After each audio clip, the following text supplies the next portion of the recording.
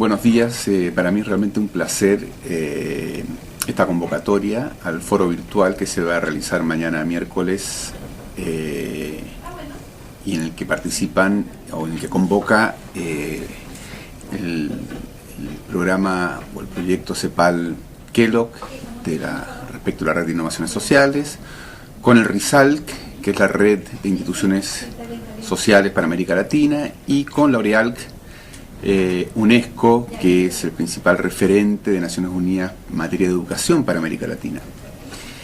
De lo que se trata este foro virtual es del proyecto de Abuelas Cuentacuentos, que es un proyecto muy bonito y de muy buenos resultados, y que se enmarcan las estrategias para promover la lectura y desarrollar las relaciones intergeneracionales. ¿Cómo nace este proyecto? Este proyecto nace con la fundación del escritor Mempo Gardinelli, y él se inspira en una experiencia análoga que ocurre en Alemania en los años 90, que es la experiencia de mujeres de tercera edad que visitan enfermos terminales y les leen. Sobre la base de este ejemplo se quiso hacer una réplica en la provincia del Chaco, en la Gran Resistencia, que es la capital de la provincia del Chaco en Argentina, que parte en el año 1999, de abuelas cuentacuentos o de abuelas lee cuentos más bien. La idea central es la siguiente, es que el proyecto y establecimientos escolares, sobre todo de niños de familias de bajos ingresos en una zona pobre como la zona del Chaco, tienen muy bajos rendimientos en términos de lectoescritura, lo cual afecta a todas sus condiciones de aprendizaje en general. La forma en que este proyecto busca elevar los niveles de lectoescritura es una forma muy creativa y muy sinérgica, y es contactando a través de distintas redes mujeres mayores, aficionadas básicamente a la lectura, con ganas de hacer cosas, y las contactan para formar una red de abuelas lectoras en colegios de bajos ingresos y bajos rendimientos en lectoescritura. Hay todo un proceso de capacitación de las abuelas, las propias abuelas además eligen los colegios a los cuales van a leer, y luego se establece una rutina de una vez por semana en que en esa vez leen a 2 o 3 grupos de 30 a 40 niños durante 50 minutos. Esta experiencia ha probado ser muy interesante y muy linda porque se diferencia de otras experiencias de transmisión o incentivo a la lectoescritura en los colegios. En primer lugar, establece una brecha intergeneracional muy linda entre las dos puntas del tiempo, es decir, entre quienes son las mayores, que son las abuelas, y los niños. En segundo lugar, reponen para las mujeres adultos mayores una función social, una utilidad social, un sentido de inserción social que no tienen o no tenían. Y por lo tanto, en una sociedad que tiende al envejecimiento, reponer la vigencia de una generación mayor en relación a otras generaciones en cuanto a qué puede comunicar, qué puede aportar, resulta muy importante.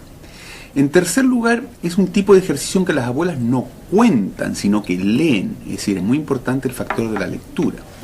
Y en la lectura, lo que ocurre además es que las abuelas ponen su vida, sus mundos de vida, en la forma de leer, en los gestos, en las inflexiones, en las actitudes, en los énfasis. Entonces no es una lectura plana de textos, precedida por una rigurosa selección de textos apropiados. Luego viene un tipo de lectura que es una experiencia en sí misma dentro de la sala de clases, precisamente por toda la carga de mundo que trae detrás la persona que lee. Y no es solamente lectura, sino que después es debate, discusión, interpretación, vinculación de lo que se lee con los mundos de vida de los alumnos, etc. Esto ha mostrado un resultado muy interesante, un resultado que además va acompañado de otro elemento, que la abuela lee cuentos o cuenta cuentos, a diferencia del profesor, lee e induce a leer por placer, no por obligación, lo cual es fundamental, porque está visto y archivisto que una de las grandes razones por las cuales los niños hoy no leen es porque no les gusta leer por obligación, les gusta leer por placer.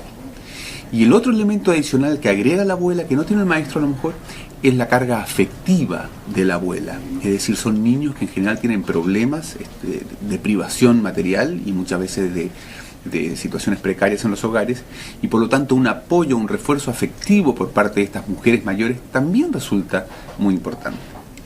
¿Qué ha resultado de todo esto finalmente? Ha resultado un gran éxito, en primer lugar, en evaluación rigurosa del impacto de esta experiencia sobre la capacidad de lectoescritura de los niños. Se ve que mejoran la lectoescritura. Pero al mejorar la lectoescritura, mejoran también sus capacidades generales de aprendizaje.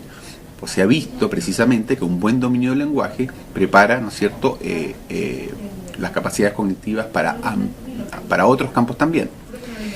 ¿Qué más se ha visto? Se ha visto el tremendo efecto multiplicador de esta experiencia, que parte en 2, 3, 4 establecimientos. Hoy día en la provincia del Chaco ya está en 60 establecimientos, pero además está en 60 ciudades de Argentina y en 6 ciudades también fuera de Argentina en América Latina.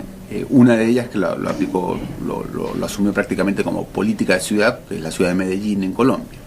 Tenemos hoy día semanalmente 200.000 niños entre el Chaco, la Argentina y la América Latina que son beneficiarios, ¿ya?, de este programa de Abuelas Cuentacuentos o Abuelas Lee Cuentos. Por lo tanto, se trata de una experiencia que no se puede minimizar, no se puede soslayar.